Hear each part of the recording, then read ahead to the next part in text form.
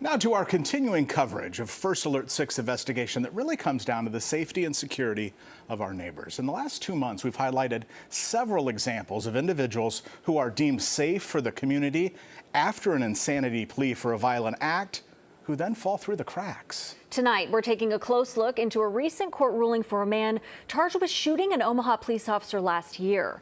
The ruling is raising questions from the Omaha Police Union about public safety. First Alert 6, Philip Katafamo joins us live in the studio now with more for us. Hey, Philip. Hey, Brian and Jacqueline. More resources and stronger oversight. That's what the Omaha Police Officers Association is calling for following a ruling made by a district court on Friday.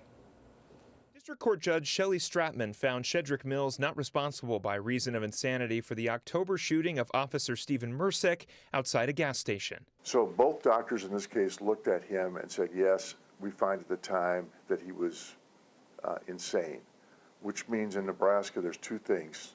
Either he didn't know the difference between right and wrong, or he didn't know what he was doing, the nature and quality of his actions. During a bench trial, evidence showed an insanity evaluation in March, Mills' criminal history, and emails from jail staff about medications and disciplinary history. The county attorney says knowing a person's history of mental illness can help in determining their mental state at the time of an alleged crime. Sometimes it's unusual to see somebody who suddenly just becomes seriously mentally ill or schizophrenic. Usually there's some history there that kind of shows a lead up to the final acts that they're in trouble for. The ruling led to the Omaha Police Officers Association to call upon lawmakers, mental health experts, and others to take a look at the current system. First Alert 6 reached out to the police union about its concerns. They responded with a quote reading, "Our biggest concern is keeping the public safe. We don't believe the current system provides enough oversight once someone who has been found not responsible by reason of insanity is released back into the community after committing a violent crime," end quote. An example they point to on social media is Noemi Guzman.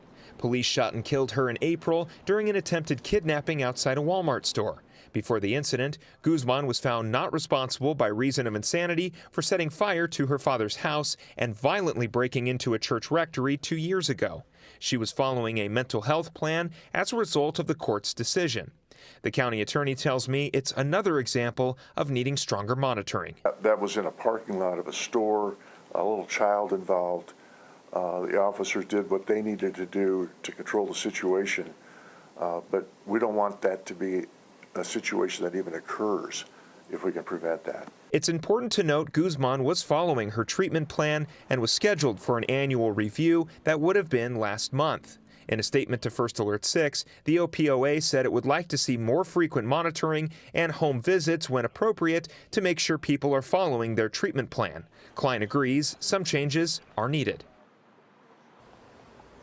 It is also important to note that Officer Murcek did survive the shooting in October.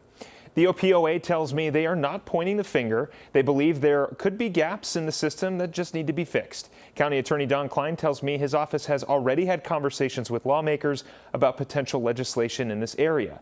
For now, Mills is under evaluation at the Lincoln Regional Center. Kleine tells me given his history, he will likely remain there.